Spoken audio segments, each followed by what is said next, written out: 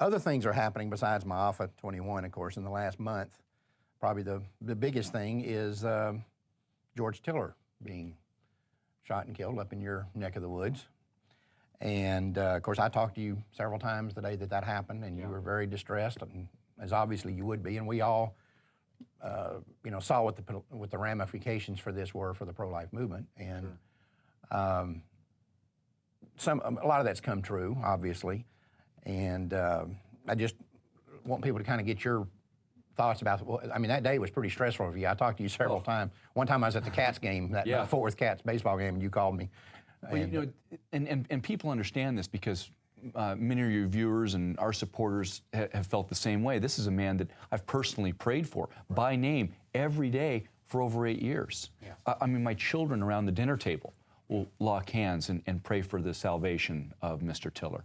So, I mean, it's a household name.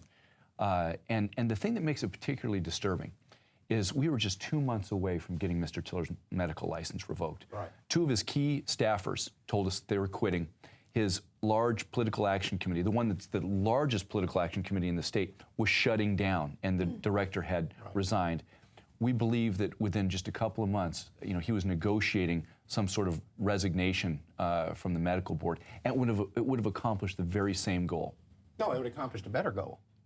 Because he'd have still been alive, and maybe he wouldn't be in hell right now, and we can't take pride in the fact that a human being, as monstrous a human being as he was, we must not take pride in the fact that barring some last-second, repentance, conversion, that this man is in hell. We can't take pride in that. We can't take joy in that. No, and you know what? It's not justice. Vigilantism can never be tolerated. The ethics, the foundation of the pro-life movement, and I wrote this in the USA Today article, is from the moment of conception till natural death, human life is honored. Human life has dignity and is embossed with the image and likeness of God. And you know what? It's the only consistent position to have. We're against killing babies in the womb. We're against killing babies outside the womb and adults. But you see, the pro-aborts, they're only against killing abortion providers, and they're in favor of killing innocent children. Right. You have to understand, if there's other guys like this out there thinking that this is a good plan, and understand, we were the ones who did the interview with Paul Hill, and Paul Hill knew that this is how I felt about it. That you might make the argument that, for example, the Monday after Tiller was shot, then he didn't kill any babies. Right. That's right. But what we have to understand is that when any one of us does something that harms the pro-life movement, and let's say that that's exactly right. We do something that harms the pro-life movement, even to the extent that the day that abortion is going to be ended, and it will be ended one day, the day that it's going to be ended, the harm that we did caused it to be ended one day later. We killed 3,300 babies. Right. You see what I'm saying? If we just, every day that we extend it because of something we do stupid, or something that we don't capitalize on an opportunity, then every day that we extend abortion, we kill far more babies than we saved in situations like this. Look at the polling data. We talked about this last month. That the pro-life position is exponentially further than the pro-abortion. We're 9 points ahead of those who would self-identify as pro-choice. What Tiller does, late-term abortions, 93% of America disagrees with him. It's only the 7% position. In all of Europe, there's not one European country that has late-term abortions. That's why they come here. That's why they come here. They just don't have it. This abortion clinic was closing, and what this act of violence has done, as you said, Mark, is set the pro-life movement back, because it gives ammo to the pro-abortion side to beat us over the head with. Well, let me tell you something. I can assure you that in churches, the following Sunday after Tiller was shot, he was shot on a Sunday, so it wouldn't have happened until the next Sunday these discussions were held. There were people hammering on the pro-lifers in there, and there were other people in those churches who would have stood up for the pro-lifers, except it made it look like they were standing up for the guy who shot Tiller. And so they kept their mouth shut. Yeah. I bet you there were sermons being prepared that Sunday for the following week to preach a pro-life sermon that were then canceled and shelved forever. Right, exactly. That's right. I know one pastor was very, very perturbed by it. Luke Robinson said he was perturbed when he found out that Tiller belonged to a church. He said, then he was shocked when he found out this guy was serving in the church. He said, I am going back and I want to make sure what my members are doing. He said, because, he said, we got to understand as pastors, we get held accountable for our members' souls. Like a lot of times we worry about the soul of Tiller, and it breaks my heart, because here you got a guy, I don't think there was no last-minute conversion. A bullet does its job very swiftly. Right. And however, whoever God put in charge of that person, his soul is in jeopardy too. Every pastor is a shepherd, and we have to warn people. If we don't warn them, then it's our blood that's on the line. If we warn people and that they don't do right, well, they still might lose out, but at least we save ourselves. Troy, we save is that ourselves. pastor at that Lutheran church where where Tiller was serving, is that the chaplain that prayed over the babies before they went in the incinerator? No, and we've talked a lot about the religious left. I mean, and you bring up a point here that there were people, pastors in that community, and I put that in parentheses or in quotes, pastors that would come and baptize these babies after Tiller would abort them, and they would have memorial services. Yeah, they had a picture the pastor's face on the website and said who they were. Well, they used to put actual pictures of the babies. I have them from his presentation 2 years ago Isn't there a on blog YouTube. out there now that actually shows this mother, and she apologizes for looking happy and smiling, and she regrets it now? Right. Yeah. It's a very We gruesome, documented that ugly. years ago, and people just didn't want to believe it. They didn't want to believe that Mr. Tiller has a full-size crematorium on site, and after like the Auschwitz. baptism, he would then cremate these babies and sell the moms the ashes in a keepsake urn. He didn't even give them to the mom, just sold them? No, it's an upsell. Like you go to McDonald's, you want fries with that? Supersized. Yeah.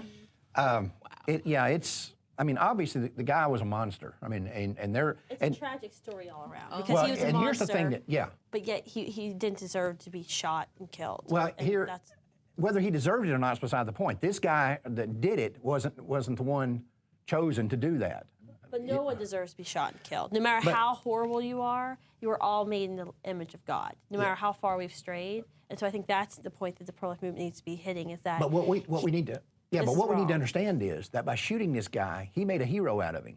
Because I'll tell you something, a week before Tiller was shot, an hour before, there weren't that many pro-aborts in this country that were fans of Tiller's. no. On our forum, of course, we had over 1,000 people go to our forum the day that Tiller was shot. I mean, it's unbelievable. Normally, if you go on that forum, you'll see somewhere between 2 and 10 or 12 people on it. We went on there and there were 35 and 40 people at any given time talking about this. And there was several of them on there that were pro-aborts who were saying, look, I didn't like Tiller and I didn't like what he did, but he shouldn't have been shot. That sort of. Right. So Tiller was no hero until he got shot. Right. And so what this guy did is not only did he set the pro-life movement back, but he gave the pro-aborts another martyr to hold up and say, oh, what a There's wonderful. no doubt about that. They're going to be handing out, the pro-abort's going to be handing out St. George memorial There's going to be a plaques memorial built for him. for eternity. He's going to be the hero of the pro-abortion And it movement. falls right in line with the terrorist labeling the Obama administration has given us. Sure. It's unbelievable. And I tell you, another thing, and we're about out of time for this, so we don't want to get off too far on this, but it also exposed the just utter hypocrisy of the American media. The Monday afterward, you have a man in Arkansas, an American soldier in uniform, shot and killed in front of a recruiting station. Got almost no press. Compared to this, they didn't make a hero out of this soldier that got shot. Of course, they didn't need to make a hero out of him because he was one. But It just shows the breakdown of our society. yeah, I mean, that's what we need to talk about. let me is just say this. The I utter know- disregard for human life. We're almost out of time. There are those that have been telling us from the left that we need to tone down our rhetoric. We need to stop calling abortion murder. We need to stop saying abortion is a Holocaust. We need to stop comparing abortionists to those who kill thousands and thousands and thousands of people. I'm not going to do it. No, because absolutely it not. is the truth. I will not back down. I know that Eric Holder would like to investigate the pro-life movement, throw all of us in the can. They'd like to shut us down. I will not back down because the babies' lives are too important. And don't We're forget here the to stand women. for We didn't hear any news media when women died that Tiller killed. Laura but Hope Smith was killed in an abortion clinic in Hyannis, Massachusetts, and they wouldn't even print her obituary. Wow. And Tiller is shot, and it's worldwide news. Tiller kills little Kristen Gilbert, a 15-year-old girl with Down syndrome. The press won't even touch it. And this issue, this particular subject, and just it's almost like God's hand was in this. This poor man gets killed the next day, and they totally dismiss that. And when they do cover it, they always make a point of saying, "Oh, and let's be sure and understand now, all Muslims are not like this. They're not violent." They don't say that about pro-lifers. They say just the opposite. And we send people out. Eric sends people out to protect other abortion facilities and not to protect recruiting officers.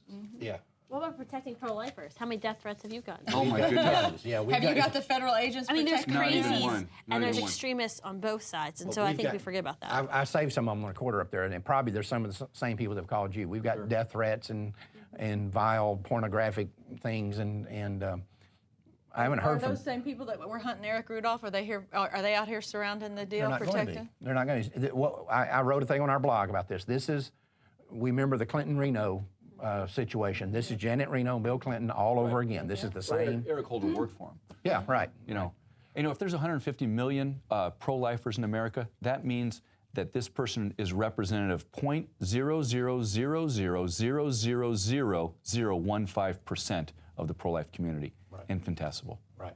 And we don't know he's pro-life. None of us knew anything about him. Well, he wasn't I didn't know affiliated with anything about anyone. But anyway, I think the point that you made a moment ago is something I wanted to say and I'd forgotten. It's over. We move forward. We march forward. But we cannot let this set us back.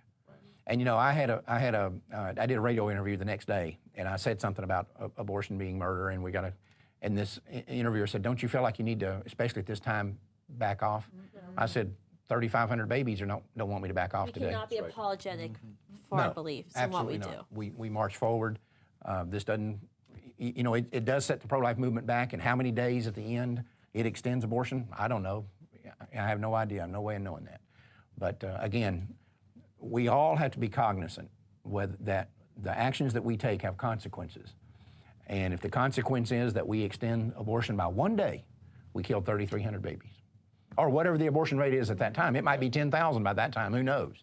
If, the way Obama's going and fixing to start using federal dollars to pay for abortions. Yeah, so we have to be cognizant of that at all times, and that goes to a lot of different issues, this infighting that goes on in the pro-life movement and all this other nonsense that happens. Just remember, that has consequences.